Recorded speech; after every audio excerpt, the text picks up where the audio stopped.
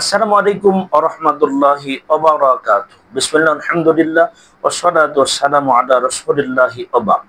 সুখী আনন্দময় দাম্পত্য জীবন পেতে যে কাজগুলো আপনারা করবেন সে বিষয়ে আজকে আপনাদেরকে কয়েকটা দিক নির্দেশনা প্রদান করব।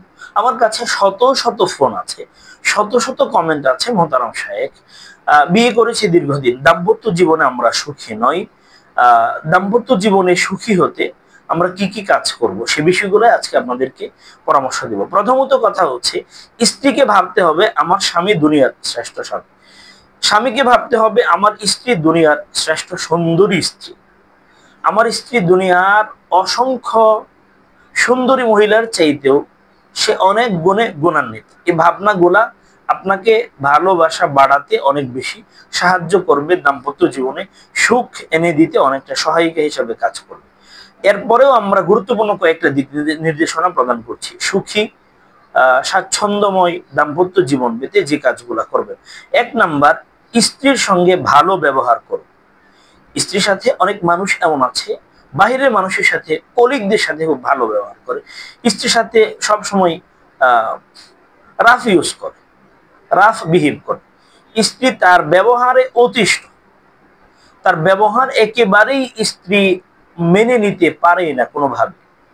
2 নাম্বার হচ্ছে, সকল বিষয়ে তার সঙ্গে পরামর্শ করুন। স্ত্রীর সাথে পরামর্শ করুন, সে বুঝে উঠবে, আস্তে আস্তে আপনার প্রতি সে ভালোবাসা বৃদ্ধি পাবে। সে ভাববে আমার স্বামী আমাকে প্রত্যেক কাজে প্রায়োরিটি দিয়ে থাকে, প্রত্যেকটা বিষয়ে আমার সাথে শেয়ার করে, কথা বলে পরামর্শ নেয়। 3 নাম্বার, সিদ্ধান্ত গ্রহণে তার মতকে গুরুত্ব দিন। আপনি যে কোনো বিষয়ে পরামর্শ করছেন, স্ত্রীর মতকে আপনি সিদ্ধান্ত গ্রহণে ফাইসালা হিসাবে, ফাইনাল ডিসিশন হিসাবে অনেক ক্ষেত্রে মত দিবেন। সেক্ষেত্রে স্ত্রী আপনার প্রতি আরো বেশি দুর্বল হয়ে যাবে, ভালোবাসা বেড়ে যাবে। 4 নাম্বার, তার দুঃখ কষ্টে, স্ত্রীর বিপদে আপদে, দুঃখ কষ্টে স্ত্রীর পাশে থাকো। শুধুমাত্র সুখ নেওয়ার জন্য স্ত্রীর কাছে গমন করা নয়, বরং দুঃখের দিনেও তার পাশে থাকা, তাকে সঙ্গ দেওয়া। এই কাজগুলো আমাদের প্রবাসী ভাইয়েরা পারে না অনেকটা, তবে ওনারা মোবাইলে কথা বলে যতটুকু ভালোবাসা ওনারা রাখতে পারে, যেন তার মাধ্যমে তার কষ্ট লাঘব হয়। আপনার সাপোর্টে যেন স্ত্রী দুঃখ কষ্টগুলো দূরীভূত হয়ে যায়। 4 নাম্বার আমরা বললাম। 5 নাম্বার, স্ত্রীর দুঃখ কষ্টের কথাগুলো গুরুত্ব দিয়ে শোনো। অনেক স্বামী এমন আছে, স্ত্রীর কথাগুলো শুনতেই চায় না। স্ত্রী একটা কথা বলবে, ওই হয়েছে হয়েছে হয়েছে হয়েছে, তুমি কি বলবো আমার বুঝে আসছে, তোমার এত কথা শোনার মতো সময় আমার নাই, এমন করে থাকেন। এতে করে কিন্তু দূরত্বটা সৃষ্টি হয়। স্ত্রী বুঝে যে আমার স্বামী আমাকে, আমার কথার কোনো গুরুত্ব আমার স্বামীর কাছে নাই। 6 নাম্বার, স্ত্রীর সাথে আনন্দ ঘন মুহূর্ত উদযাপন করুন। স্ত্রীর সাথে আনন্দ ঘন মুহূর্ত উদযাপন করুন।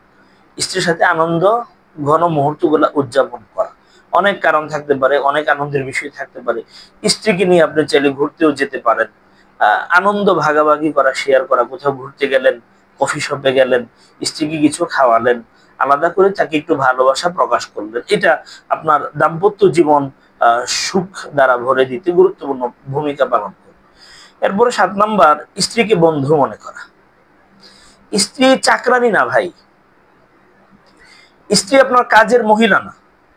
স্ত্রীকে বন্ধু মনে করেন, স্ত্রীর সাথে ফ্রেন্ডলি বিহেভ করেন, স্ত্রীর সাথে বন্ধুত্বপূর্ণ আচরণ করেন, স্ত্রীকে আপন মনে করেন, বন্ধু মনে করেন।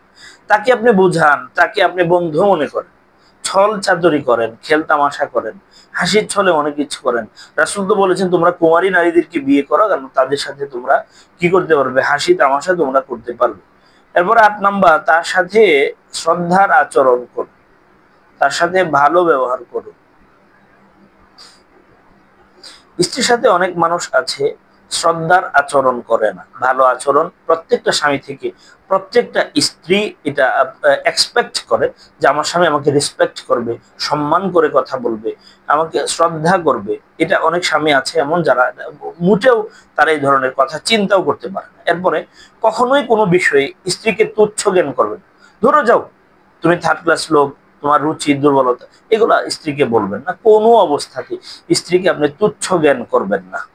এরপরে কখনোই স্ত্রীকে তুচ্ছ জ্ঞান করবেন না যদি তার ব্যাপারে আপনি কোনো ত্রুটি করে ফেলেন, স্ত্রীর ব্যাপারে কোথাও আপনার ত্রুটি হয়ে গেছে, তার অধিকারের ব্যাপারে, তার জিম্মাদারির ব্যাপারে, আপনার দায়িত্বের ব্যাপারে ত্রুটি হয়ে গেছে, সেক্ষেত্রে আপনি তার কাছে দুঃখ প্রকাশ করেন। ক্ষমা চাইতে হবে না ভাই, আপনি দুঃখ প্রকাশ করেন, দেখবেন আপনার স্ত্রী খুশি হয়ে যাবে। স্ত্রীকে আপনি বলবেন, আরে তুমি তো ওই জিনিসটা চেয়েছিলে, আসলে আমি চেষ্টা করেছিলাম, ওইটা তো ম্যানেজ করা সম্ভব হচ্ছে না, ইনশাআল্লাহ কষ্ট করো না, মনে কষ্ট রেখো না, এটা ইনশাআল্লাহ ব্যবস্থা হয়ে যাবে। এখন পারি না, ইনশাআল্লাহ নেক্সট মান্থে, পরবর্তী মাসে ইনশাআল্লাহ এটা চেষ্টা করবো নিয়ে আসার জন্য। স্ত্রী তখন হাসি মুখে আপনাকে বলবে, আরে সমস্যা নাই, আপনি আপনি আপনি এত টেনশন নিচ্ছেন কেন, এটা তো আমার খুব জরুরি ছিল, এটা বলেছিলাম, সমস্যা নেই, 6 মাস পরে আনলেও অসুবিধা হবে না। এভাবে দেখবেন স্ত্রী আপনাকে সাপোর্ট করবে। এরপরে সে সে যেমন আপনার প্রতি নিখাত ভালোবাসা লালন করে, আপনাকে নিঃস্বার্থ ভালোবাসে, আপনিও তার প্রতি তেমন ভালোবাসা লালন করেন, তাকে বোঝান যে আমি পৃথিবীর সবচেয়ে বেশি ভালোবাসি তোমাকে, সুবহানাল্লাহ। এটা আপনি বোঝান, তাকে বলেন, এটা বলার দ্বারাতে কোনো পাপ হবে না ভাই। এজন্য এই বিষয়গুলো যদি আপনারা মেনে আমরা চলতে পারি, আমাদের দাম্পত্য জীবন সুখীময়, স্বাচ্ছন্দ্যময় হবে ইনশাআল্লাহ বিজনিল্লাহ। আল্লাহ তাআলা আমাদেরকে সুখী দাম্পত্য জীবন পেতে এই কাজগুলো করার তৌফিক দিন। আসসালামু আলাইকুম ওয়া রাহমাতুল্লাহ।